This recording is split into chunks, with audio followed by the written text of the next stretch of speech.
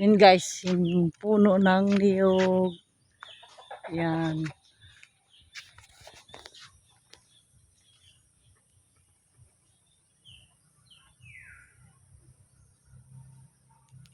Itutur ko po kayo dito sa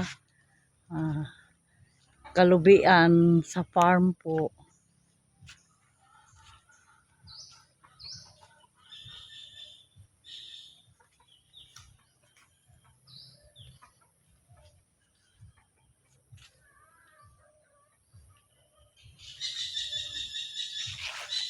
Yung isa naman doon namumulot ng itlog na nahuhulog.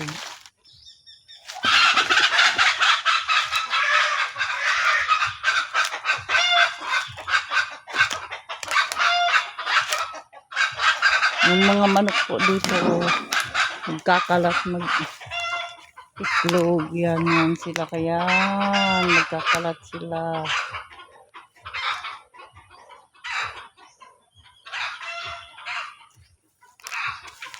Ito po yung tab na dati ko pinagpupunduhan ng mga ahas dito.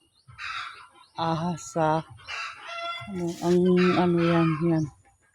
Ilang natin alam baka may mga ahas dyan, nakakatakot. Okay, bye-bye.